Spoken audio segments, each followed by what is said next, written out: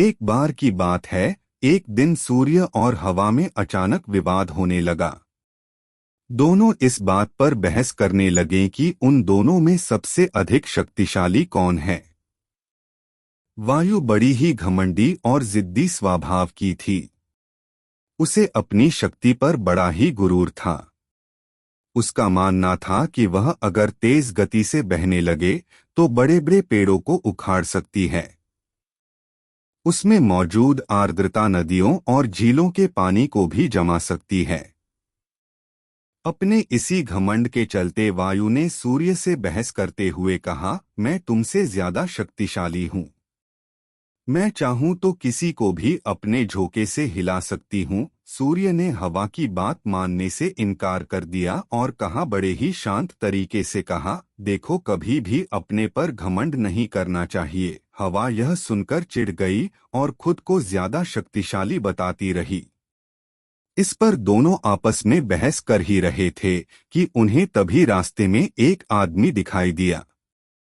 उस आदमी ने कोट पहना हुआ था। उसे देखकर सूर्य के मन में एक योजना आई। उसने हवा से कहा, जो भी इस आदमी को उसका कोट उतारने के लिए मजबूर कर देगा, उसे ही अधिक शक्तिशाली माना जाएगा। हवा ने बात मान ली और कहा, ठीक है, सबसे पहले मैं कोशिश करूंगी। तब तक तुम बादलों में छिप जाओ। सूर्य बादलों के पीछे छिप गया।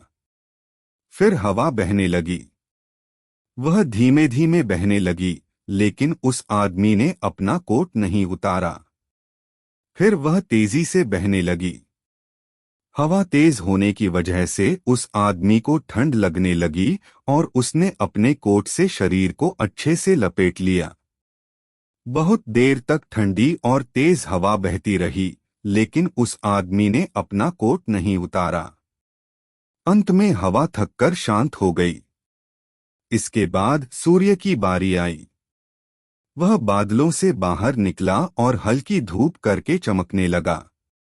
हल्की धूप होते ही उस व्यक्ति को ठंड के तापमान से थोड़ी राहत मिली तो उसने अपना कोट ढीला कर दिया। इसके बाद फिर सूर्य तेजी से चमकने लगा और तेज धूप निकल गई।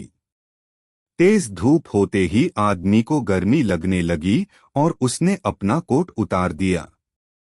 जब हवा ने यह देखा तो वह खुद पर शर्मिंदा होने लगी और उसने सूर्य के सामने अपनी हार मान ली। इस तरह घमंडी वायु का अहंकार भी टूट गया।